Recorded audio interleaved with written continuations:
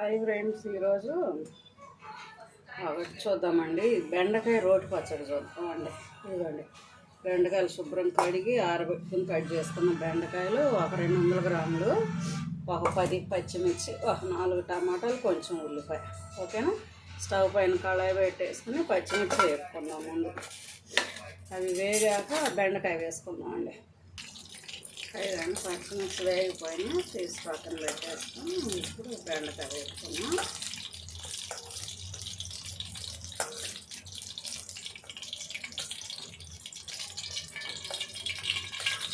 ఓకేనా?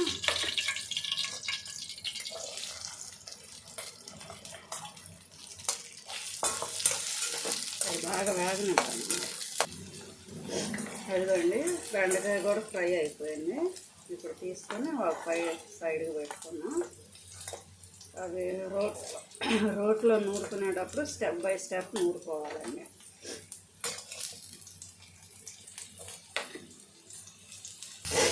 అదండి, బెండకాయ కూడా వేసుకున్నాను.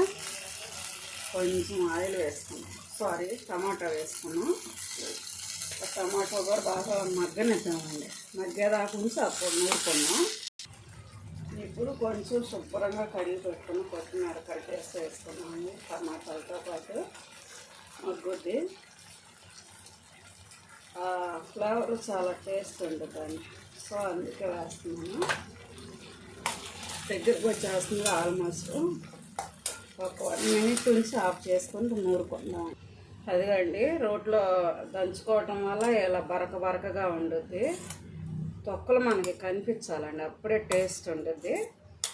ఓకేనా? చాలా బాగుంటుందండి. ఇప్పుడు పోపు పెట్టుకుందాం. దీనికి స్టవ్ పైన గిన్నె పెట్టేసుకొని ఆయిల్ వేసుకున్నాం అండి. ఆయిల్ వేసుకొని ఇదిగోండి, 2 మిర్చి వేసుకున్నాం. అది వేగాక కొంచెం తాలింపులు వేసుకున్నాం. తాలింపులు కూడా వేసుకుంటే చాలా బాగుంటుంది. నోటికి మనకి తగులుతా.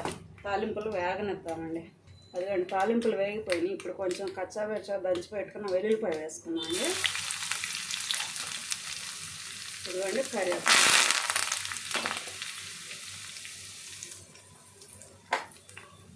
స్టవ్ ఆఫ్ చేసుకున్నాం. ఇప్పుడు ఈ పోపు దీంట్లో వేసేసుకున్నాం.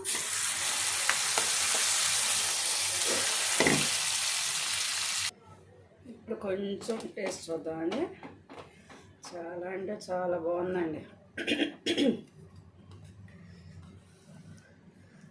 రోటి పచ్చళ్ళు చాలా బాగుంటాయండి. ప్లేట్ అన్నం తినచ్చు. ఓకేనా? చూసారా? రోట్లో దంచడం వల్ల ఇలా తొక్కులు మనకు ఉంటాయండి. అదే మిక్సీ పడితే ఉండవండి.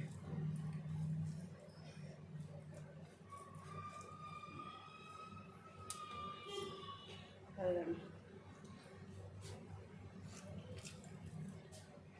చాలా బాగుందండి. కొత్తిమీర, రోమా, బెండకాయ, వెల్లుల్లి అన్నీ చాలా అంటే చాలా సూపర్గా ఉందండి. చూసారా? అంతే అండి. నచ్చితే లైక్ చేయండి. Please subscribe. బాయ్ అండి. బెండకాయ రోటి పచ్చడి.